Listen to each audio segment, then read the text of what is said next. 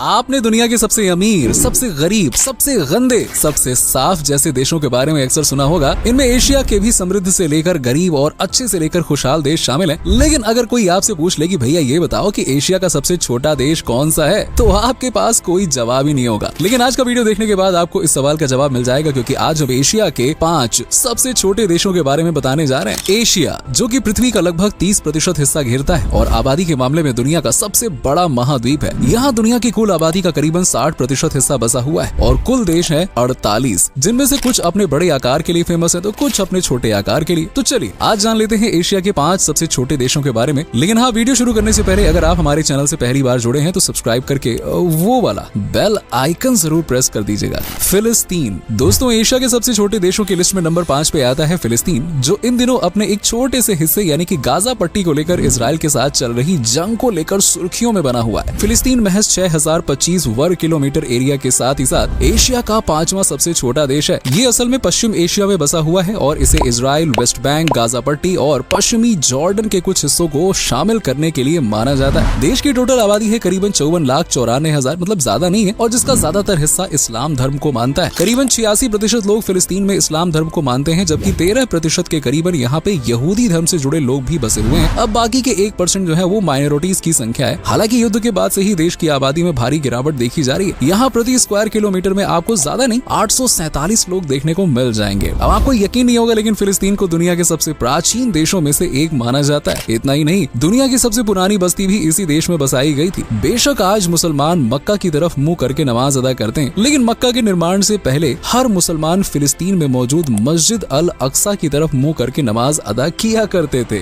फिलिस्तीन लंबे समय तक मुस्लिमों का गढ़ रहा है। हालांकि बाद में देश का करीबन 88% हिस्सा यहूदियों के हाथ में चला गया और 1920 वाले फिलिस्तीन का मात्र 12% हिस्सा ही अब मुसलमानों के पास बचा है। फिलिस्तीन कुछ साल पहले तक एक बहुत ही बढ़िया शान देश हुआ करता था, जहां ना कोई विवाद था न झगड़ा। लेकिन इजराइल के साथ सालों पुराने विवाद को जैसे ही हवा मिली, ये तो भाई एक डरावना क्षेत्र बन गया और आज ये आलम है कि फिलिस्तीन जंग का मैदान बन चुका है। नेक्स्ट है ब्रुनेई। ब्रुनेई दक्षिण पूर्व एशिया में बसा एक छोटा सा देश है, जो एरिया के लिहाज से एशिया का 4था सबसे छोटा देश है और इसे दुनिया के सबसे छोटे देशों में भी शुमार किया जाता है। ब्रुनेई का टोटल लैंड एरिया महज 5765 वर्ग किलोमीटर का है, लेकिन छोटा होने के बावजूद भी ये काफी समृद्ध देश है। ज्यादातर अरबी देशों की तरह ब्रुनेई की कमाई का भी मेन जरिया पेट्रोलियम ही है। 2022 के हिसाब से देश की जीडीपी 1668 करोड़ यूएसडी है, जिसमें से 47% के लगभग कंट्रीब्यूशन पेट्रोलियम का ही होता है। ब्रुनेई एक इस्लामिक कंट्री है, जहाँ ज्यादातर आबादी इस्लाम धर्म को मानने वालों की है। देश की कुल आबादी है 4,55,000 और इस आबादी के साथ ये दुनिया की आबादी के मामले में सबसे छोटे देशों में शुमार रहता है। यहाँ प्रति स्क्वायर किलोमीटर के एरिया में आपको ज्यादा नहीं 86 लोग देखने को मिल जाएंगे। सोचो, ओनली 86 पीपल्स। यहाँ चारों तरफ शांति ही शांति है, जहाँ देखोगे वहाँ बढ़िया सन्नाटा मिलेगा। यही कारण है कि ब्रुनेई को दुनिया के शांत देशों में शुमार किया जाता है। यहाँ पब्लिक व्हीकल्स की संख्या भी काफी कम है, लेकिन हाँ प्राइवेट व्हीकल्स अच्छे खासे हैं, क्योंकि लोगों के पास पैसा अच्छा खासा है, जिस वजह से हर कोई अपने वाहन से ही चलना पसंद करता है। इसीलिए यहाँ घरों से ज्यादा कारें हैं और आपको यकीन नहीं होगा, लेकिन देश में प्रति 1000 लोगों पर 690 कार्स हैं। ऐसा इसलिए भी क्योंकि यहाँ पे कारों पर लगने वाला टैक्स और तेल की कीमत दोनों ही काफी कम है। मतलब जिसके पास पैसा है उसके मजे ही मजे हैं। इस देश के सुल्तान हसनल बोल्किया को दुनिया के सबसे अमीर लोगों की लिस्ट में शुमार किया जाता है। ब्रुनेई में एक कानून चलता है कि हर घर के मुख्य कमरे में सुल्तान की तस्वीर जरूर होनी चाहिए। मुस्लिम संस्कृति के कारण शराब जैसी अल्कोहलिक चीजें यहाँ पे पूरी तरह से बैन है।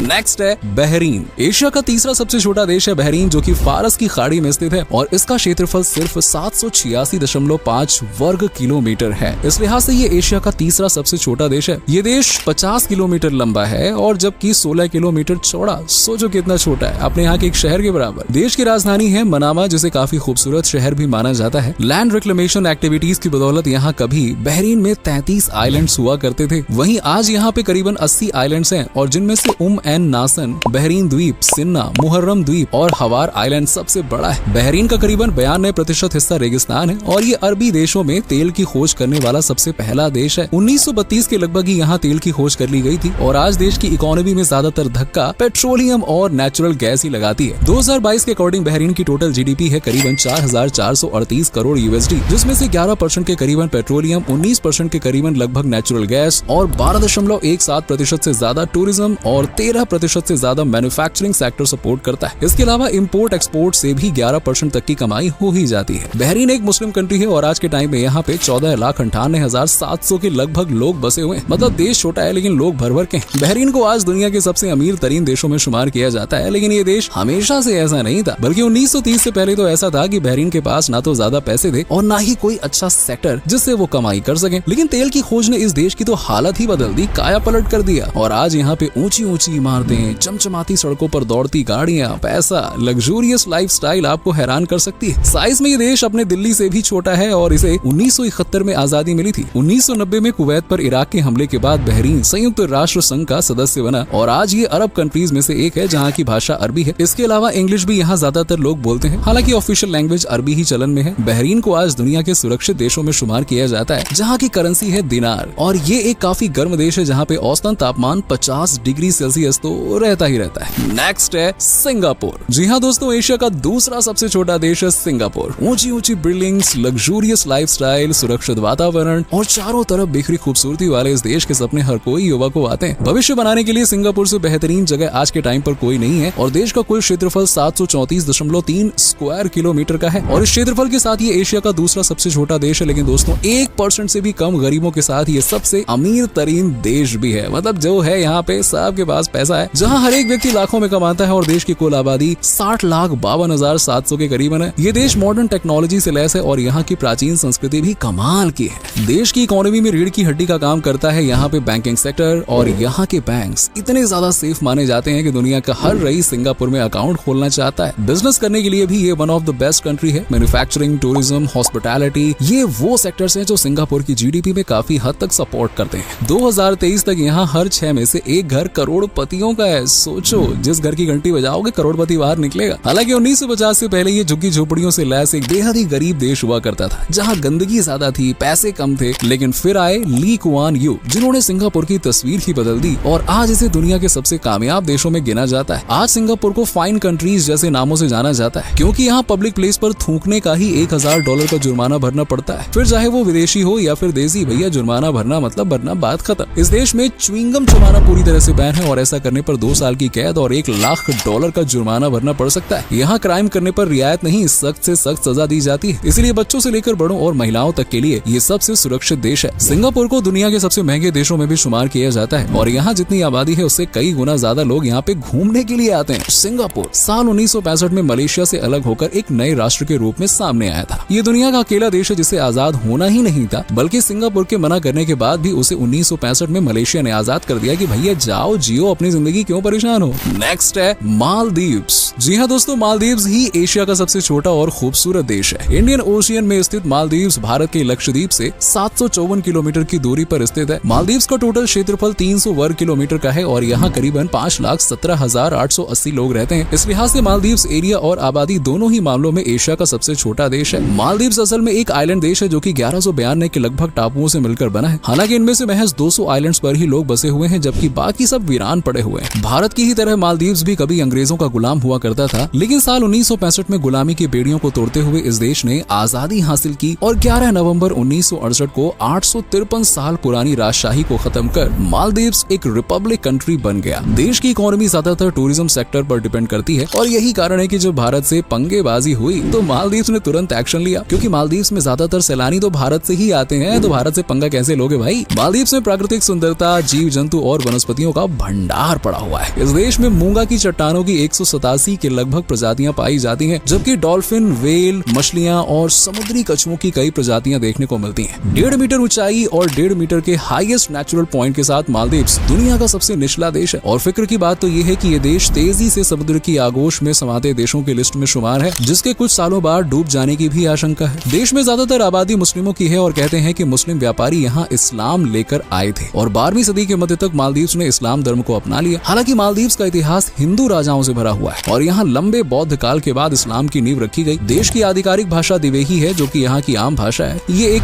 इंडो आर्यन भाषा है और श्रीलंका की सिंहल भाषा से काफी मेल खाती है। देश के लोग ऑफिशियल भाषा के साथ साथ अंग्रेजी भी अच्छी खासी बोल लेते हैं, जिससे सैलानियों को खास तकलीफ नहीं होती है। मालदीव्स में दुनिया की पहली अंडर वाटर कैबिनेट मीटिंग हुई थी, जो अपने आप में एक रिकॉर्ड और आश्चर्य की बात है कि भैया पानी के नीचे मीटिंग हो रही है। वाह। खैर चलिए दोस्तों, ये थे एशिया के सबसे 5 छोटे देश। आपको इनमें से कौन सा देश सबसे ज्यादा पसंद आया, कमेंट सेक्शन में कमेंट करके बताइएगा जहाँ पे आप घूम के आए हैं। वीडियो पसंद आई हो तो लाइक कीजिएगा, शेयर कीजिएगा और पहली बार जुड़े हैं तो चैनल को सब्सक्राइब करके बेल आइकन जरूर प्रेस कर दीजिए। कीजिएगा। मिलते हैं आपसे अगले एपिसोड में, तब तक के लिए अपना खास से भी ज्यादा ख्याल रखिए और बहुत खुश रहिए।